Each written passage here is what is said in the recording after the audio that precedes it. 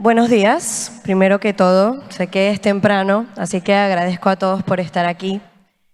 Y espero que el día de hoy, que a pesar de que sé que hago trading, no voy a ir con trading, voy a ir con algo que nos importa un poquito más a todos. Porque a pesar de que me encanta la especulación y Bitcoin es altamente especulativo, como todos sabemos, o tal vez conocemos a alguien que sabe que es especulativo, hay algo que va un poquito más allá. Y creo que estando en la BitConf, que Rodo repite esto muchas veces, no es la Bitcoin Conference, es Latin American Bitcoin Conference. Creo que el caso perfecto es para hablar de Latinoamérica.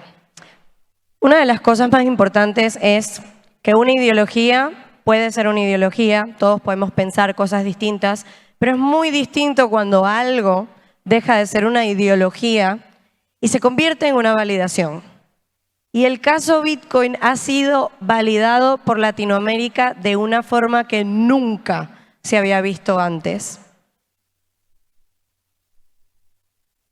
En este punto, creo que lo más importante es que cada uno ha tenido su punto de interacción con Bitcoin.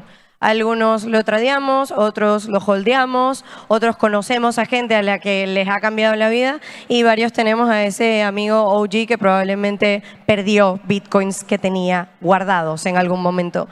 El punto es que si nos basamos en la estadística, hay datos que simplemente no podemos negar.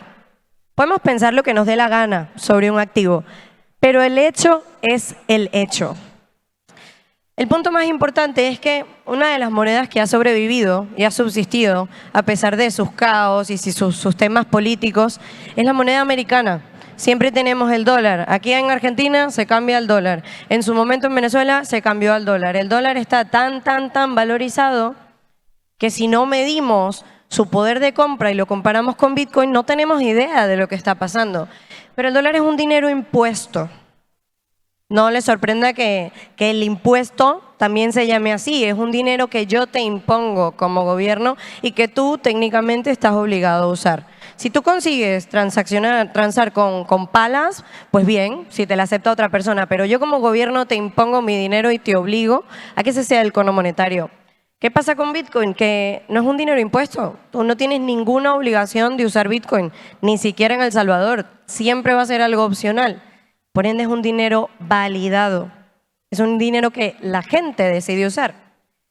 Y dentro de ese punto, digamos que Estados Unidos tiene su estándar, a pesar de que el gold standard y ya no está respaldado por oro hace un tiempo, tiene la existencia a través de los años. Y esa existencia le da una cierta reputación.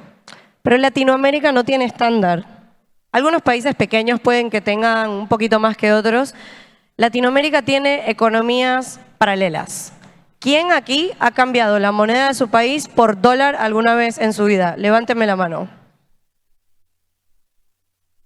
Yo sé que más, pero bueno, vamos a llevarlo un poco más allá. ¿Quién aquí ha ido a una cueva de las Argentinas? ¿Quién aquí ha usado un exchange, broker, neobanco, algo que no sea el Santander y el BBVA? Ahí está, tenemos economías completamente paralelas que muchas veces no se entienden. Porque si tú tienes un sistema perfecto, tú no piensas en una economía paralela. No hay que inventar la rueda. Pero aquí no tenemos rueda. Y eso es algo bueno en particular. Esto ni siquiera lo tengo que explicar. Cuando hablas de crisis económica en Europa, te dicen, sí, es que lo de Grecia fue un caos. Pero nosotros hemos vivido cosas un poquito peores. La diferencia es que la tenemos más normalizada. Yo, siendo del lugar que a veces parece que Dios abandonó, que esperemos que no, les comento que esta crisis ya no es 83, pero es la forma nominal más natural de representarla. Estas son caídas del PIB. Digamos que pensamos que cae el PIB, entonces el país no vale nada. Ya no producimos nada, no tenemos nada. Y bueno, los casos incluso en Guinea Ecuatorial son bastante temáticos. Pero hay algo y hay otro tipo de crisis que no necesariamente está ligada al PIB. El PIB puede seguir muy bien. Y si el PIB no lo medimos en dólares y hay otro agente acechando, no lo notamos. Pero hay algo llamado inflación o el silent killer. Recordamos Estados Unidos con una inflación al 9%, pensando que era el final del mundo, y pues eso es a lo que llegó Perú. Obviamente mi amigo Venezuela es mi amigo que está en crack, porque siempre ha sido un poco así, y 69.000% es algo que no se entiende, pero no yéndonos tan lejos y sacando a Venezuela del mapa, Argentina es otro de nuestros lugares que ha demostrado por una u otra razón que esa inflación no ha ido a ningún lado todavía. Este año vemos cosas distintas, pero eso es para otra charla completamente diferente. Dentro de estos puntos no es extraño que coincida la inflación con la adopción, más allá de que las dos terminan en ON. Es un caso bastante particular y digno de estudio que cada economía inflacionaria, cada economía con crisis de PIB se vea inclinada a crear una economía paralela. Y es lo más natural, es lo más natural. También es muy natural que no existan datos certeros y que hacer estos gráficos sea difícil, así que gracias por tomarle una foto. Me tomó muchísimo tiempo. Dentro de ese punto, otro de los importantes es que si usamos caso Venezuela, y digo caso Venezuela porque en el 2020 era uno de los países que estaba a punta de evolución con las mejores reservas de petróleo que todavía tiene y en el mismo nivel que Dubái. Ya sabemos que hoy no tiene nada que ver con Dubái. Pero después de 3 reconversiones monetarias, ni siquiera un viernes negro logró hacer lo que hizo una reconversión monetaria y ya tenemos una cantidad de ceros eliminados. Esto no es algo que no puede pasar. Yo sé que lo vemos como algo lejano y algo poco probable, pero hay que ver y fijarnos en cuál es la especulación o el verdadero diferencial. Cada vez que hay inflación yo puedo o imprimir dinero, que hasta Estados Unidos peca de inocente con eso, o quitar ceros, que esa segunda es mucho peor porque está ya una guerra civil. Lo importante es que tenemos economías americanas, economías europeas, economías incluso hasta australianas, que piensan en Bitcoin y en la especulación. Pero ¿qué pasa y cuál es el verdadero diferencial aquí? La capacidad adaptativa para ciertas épocas monetarias.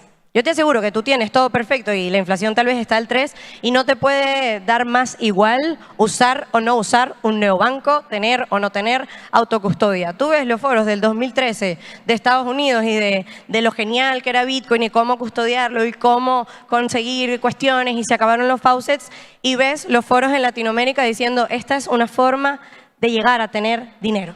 Y no estamos hablando de lo que podía valer porque en ese momento no había estallado, estamos hablando de tener algo mío.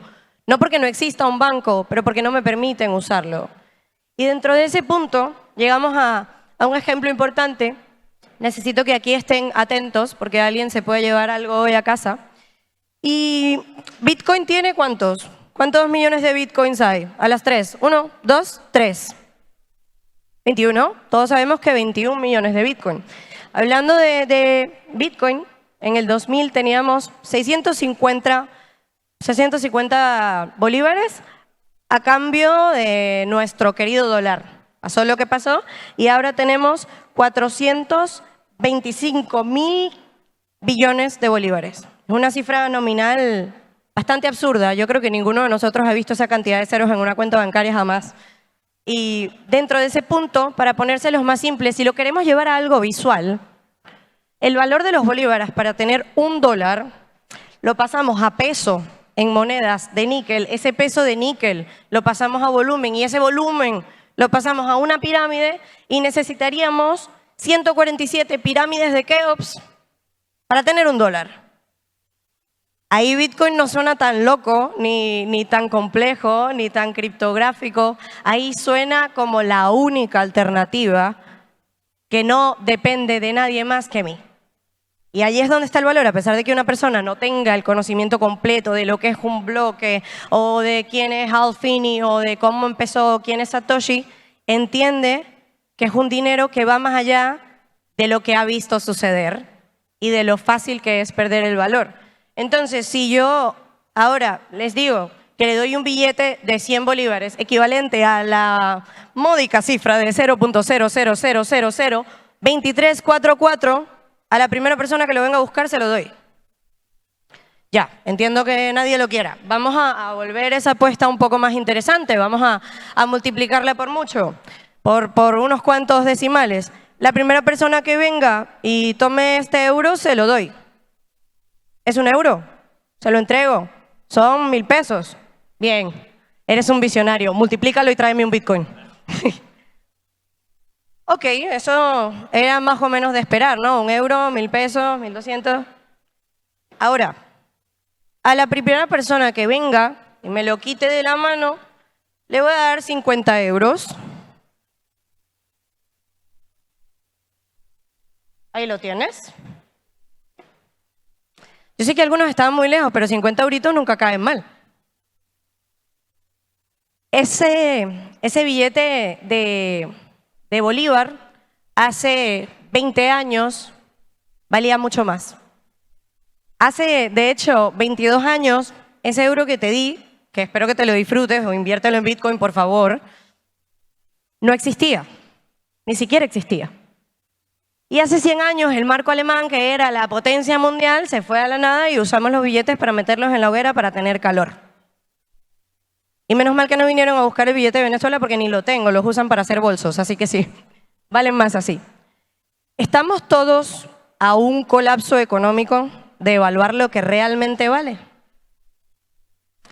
Volviendo a las posibilidades y pensando cuánto confías tú en tu sistema y dinero, entendemos que papá americano siempre ha tenido un sistema diferente y precisamente eso es lo que lo hace el valor nominal de tantas cosas.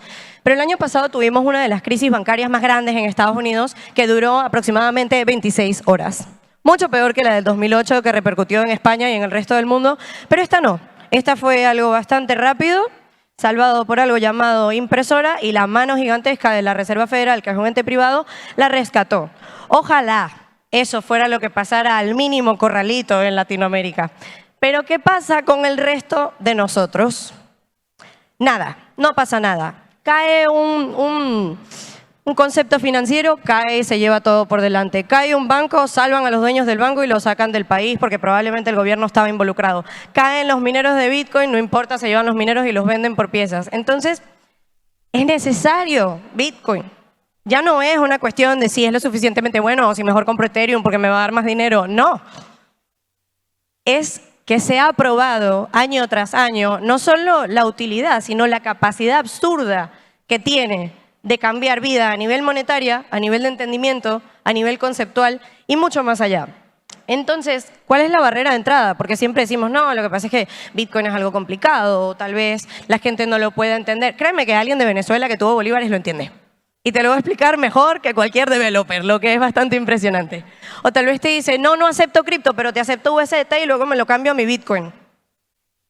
Y esa es gran parte del tema. Hay historia tras historia de gente que pudo surgir no solo por la parte monetaria, porque como te digo, a menos que lo hayas aguantado como el buen inversor, que no todo el mundo lo hace, entendiste una capacidad monetaria de la que no tenías idea que era posible.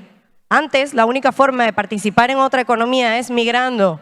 Y por eso somos 10 millones afuera. Y por eso hay migración sectorial. Porque si quiero usar dólares y vivir en dólares, me voy a Estados Unidos. Si quiero usar euro y vivir en euro, me voy a Europa. Pero esto nos da un poder que nadie nos puede quitar. Entonces ya no es una cuestión de internet o banco, ¿no? Es el internet del dinero, como lo dice Andreas.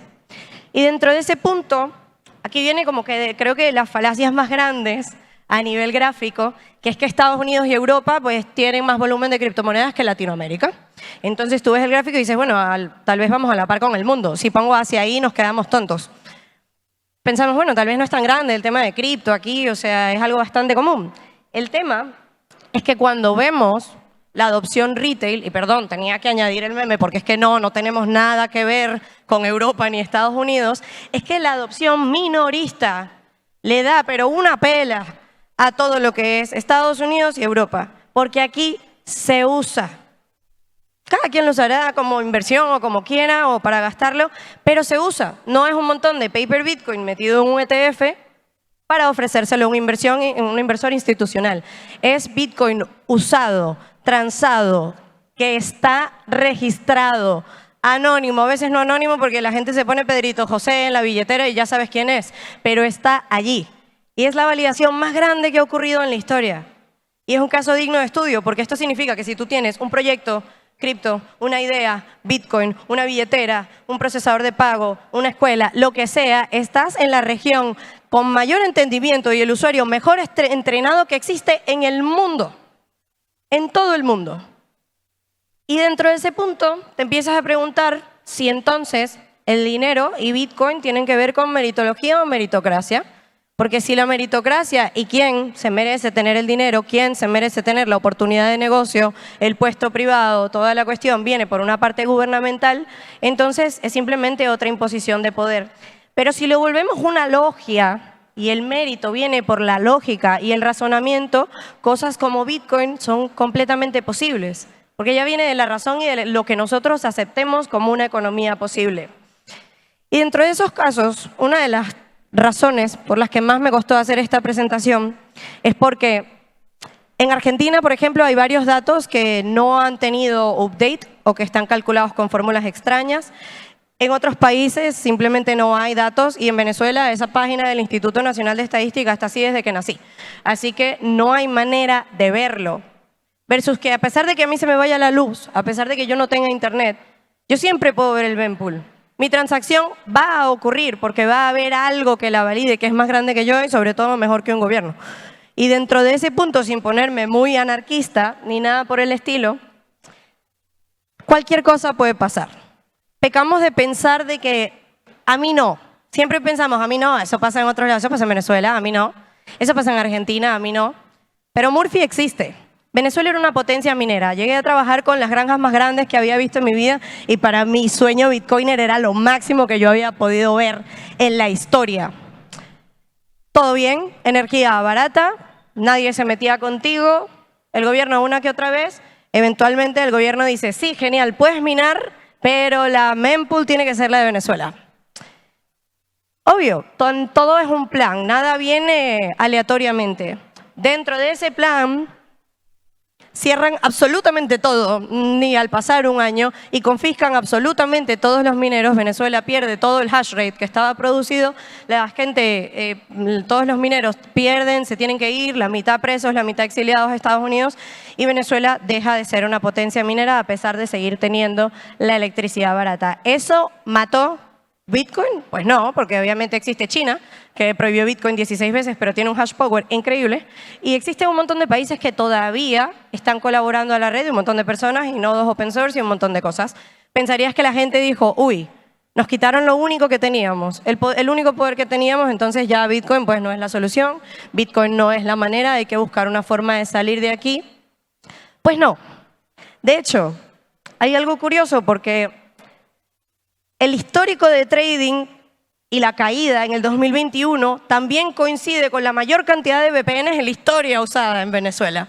Entonces, tampoco te puede importar el dato de forma perfecta. Pero algo que no cambió, y hay que pensar que el 30% del país ni siquiera está en el país, fue la evolución de los usuarios cripto.